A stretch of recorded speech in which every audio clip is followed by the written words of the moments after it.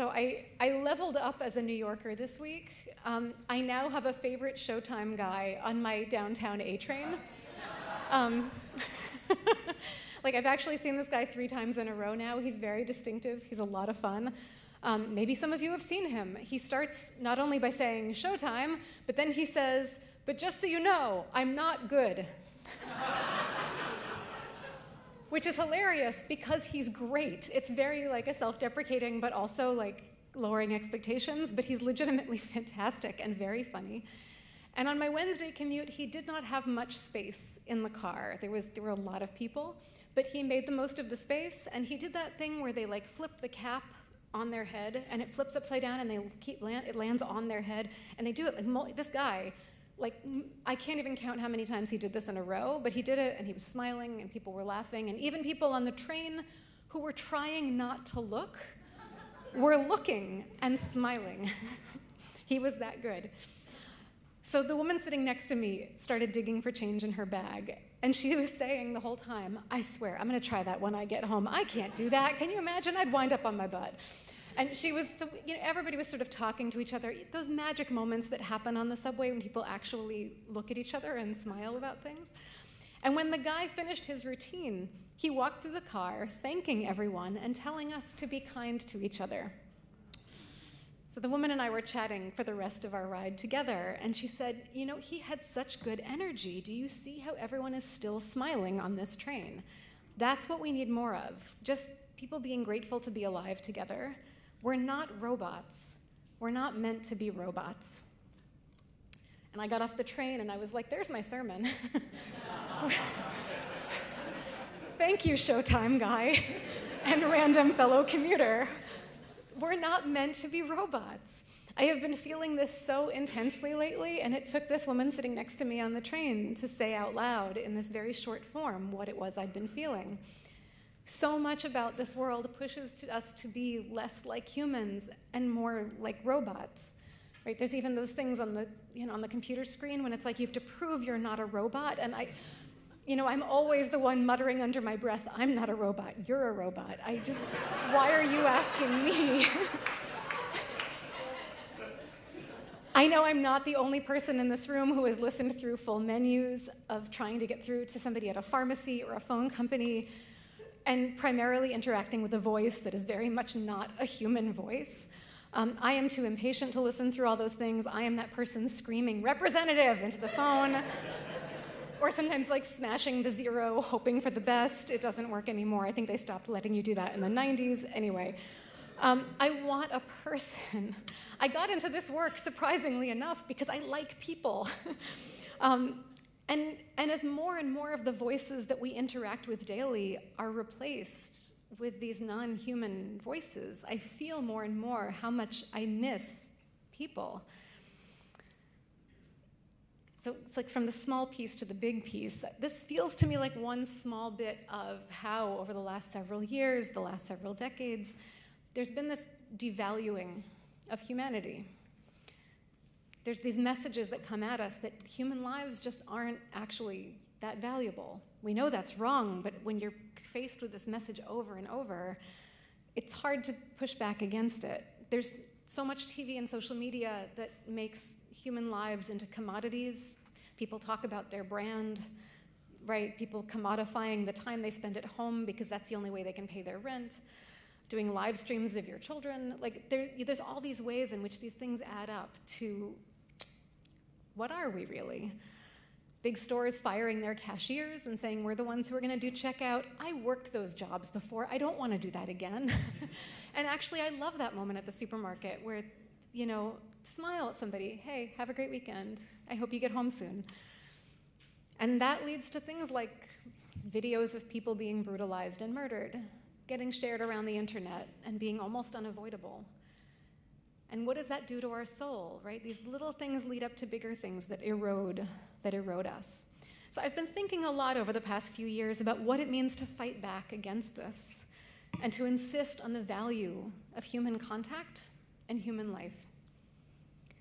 On the day before Dr. Martin Luther King Jr. died, on April 4th, 1968, he addressed the sanitation workers of Memphis who were on strike after famously 2 really gruesome work-related deaths and many more injuries and years of neglect, years of dehumanizing, just terrible work conditions and being treated like they were not really human beings. And famously, the strikers carried these very bold signs that simply said, "I am a man," right? Letting people know we are human. Like, this was the thing that nobody was treating them like they were human. So King said in this speech, "Let me say to you tonight that whenever you are engaged in work that serves humanity and is for the building of humanity, it has dignity and it has worth." And King's vision of the dignity and worth of these striking sanitation workers rehumanized these men whose basic human worth was being trampled on and denied. He modeled actively choosing to uplift the value of human beings whose labor and lives were largely ignored, and he resisted the push to treat their pain or their labor as less than fully human. So we are reading the Torah portion this week that tells of Moses' call to bring God's message to the enslaved Israelites, that they will soon be free. But they've been enslaved for so long that they cannot hear what Moses is saying. So I'm going to do the Hebrew and the English because the translation is really interesting. Vayedaber Moshe ken el bnei Yisrael. So Moses said this to the children of Israel.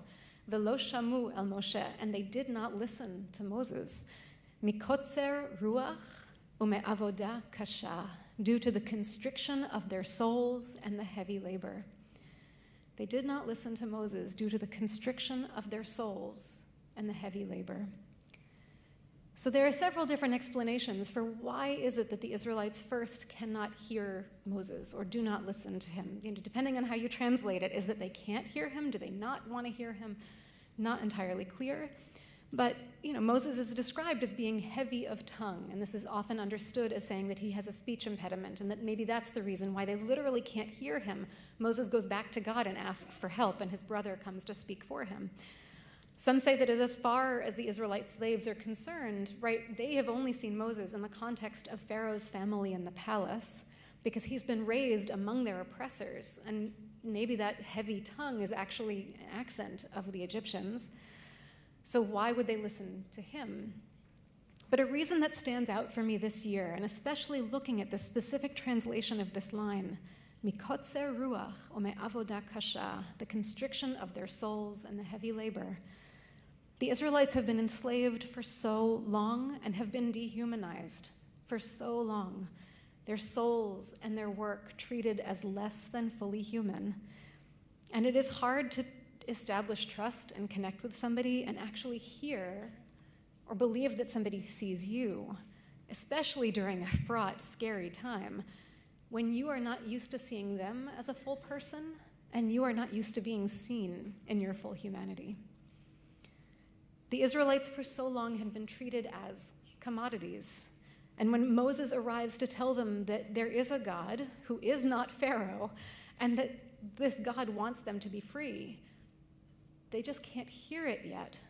They're still constricted in their souls and driven to an inability to comprehend by the heavy labor. And one of the themes of the entire book of Exodus and the journey through the desert of the 40 years is that of rehumanization after generations of slavery. And this is part of why Exodus has been so central to the civil rights movement and post-slavery and post-Jim Crow, and how the history of much more recent slavery has denied the humanity of people for so long. Being seen and treated as fully human makes us fully human. So as an antidote to yelling representative on the phone a few too many times, I will usually go take a walk in the park.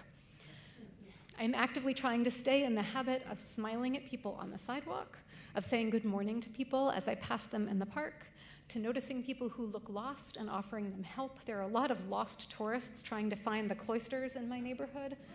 I feel like they're my specialty now. And to even running into an acquaintance and asking, how are you holding up? And being interested in the answer.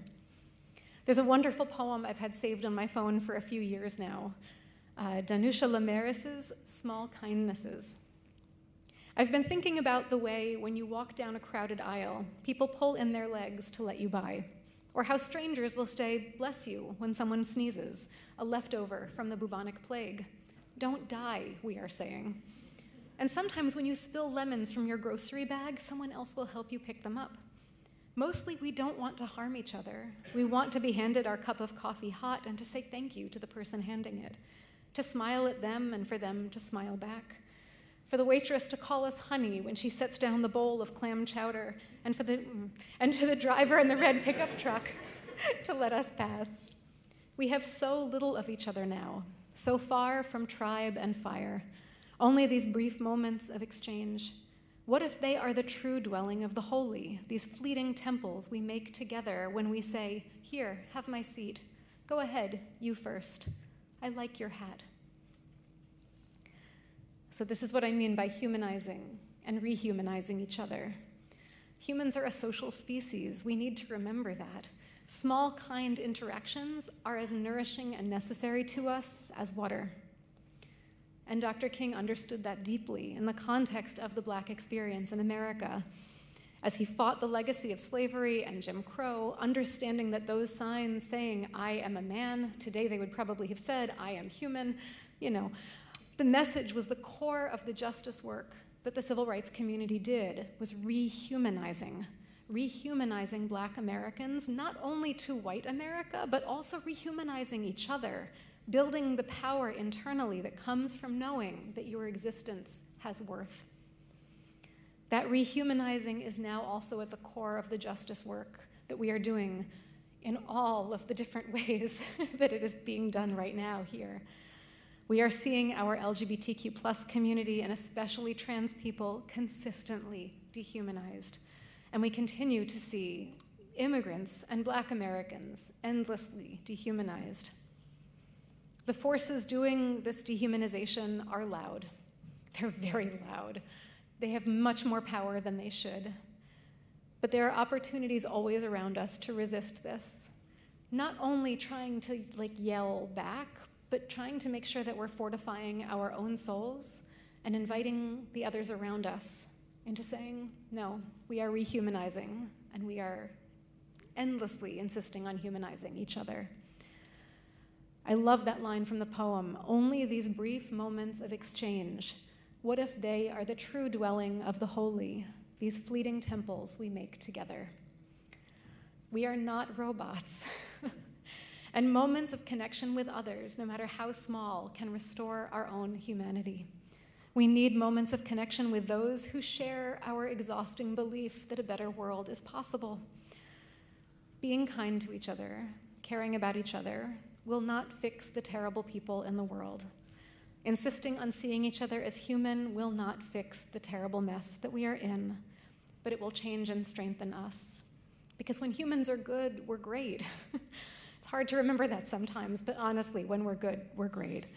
And holding on to our own love of others and our love of the world will make us more determined, more powerful, more optimistic. That's important. Martin Luther King held onto his visions for what a just future could look like, and he spoke about that future so often. Those visions gave him strength. They gave the men on strike in Memphis strength, and they're still strengthening us today. Shabbat Shalom.